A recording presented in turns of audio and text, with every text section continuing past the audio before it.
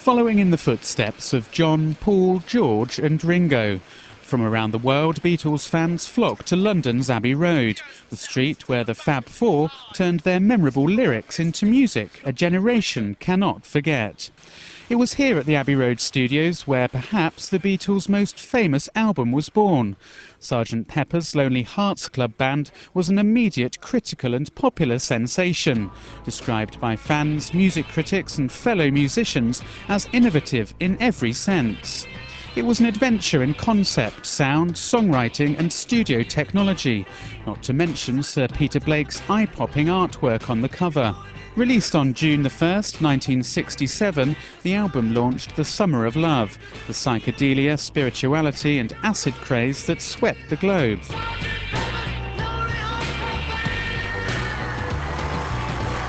At the time of its release, the London Times newspaper described Sgt Pepper as a decisive moment in the history of Western civilization. But behind the scenes, it was the result of a staggering 129 days, or some 700 hours the Beatles spent in the studio, recording, experimenting and mastering the album. Richard Porter runs the Beatles in London tour.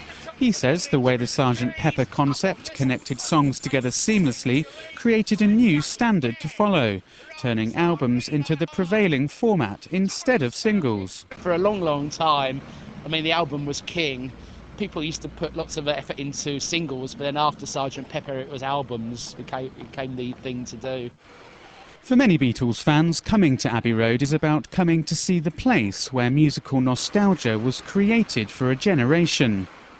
I remember the day I graduated from high school in America. I went down and bought Sgt Peppers and took it home with some friends and stayed and just listened to it all day. It was very different from anything that had been before.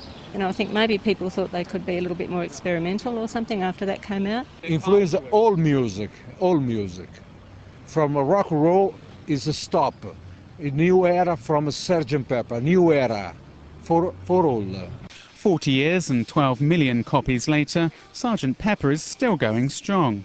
Now it is being bought by the sons and daughters of the generation the album was originally aimed at. It was the HMV store on London's Oxford Street in 1962 where a technician first alerted distinguished music producer George Martin of the Beatles' early demos. Gennaro Castaldo from the HMV music store says Sgt Pepper still appeals to younger audiences. You get lots of magazine polls and TV polls that consistently put the album at #1 or in the top 5. And that usually serves to sort of spark the interest of a new generation of fans, as well as reminding the older fans, the baby boomers, of just how important that piece of work was. But these days, that new generation uses the latest technology to hear the 40-year-old music. As comfortable with downloading MP3s as her father was putting needle to vinyl in 1967, 11-year-old Anya from Washington, D.C. is proof that not only has Sgt Pepper's appeal spanned generations, it's spanned the globe too. On its 40th birthday, Sgt Pepper came in #1 in a Capital Gold radio poll in the UK. The radio network's DJ David Jensen says the album will continue to be popular because of the mystery that surrounds it. What were some of the songs really about? What were they intending? And I think that has fed its popularity and a certain amount of intrigue as well. So I would say it's a groundbreaking album, certainly an important album. And when the Beatles' entire back catalogue is made digital for the first time, music retailers in the UK predict continued success of Sgt Pepper, perhaps helping cement the album as a musical milestone for another 40 years.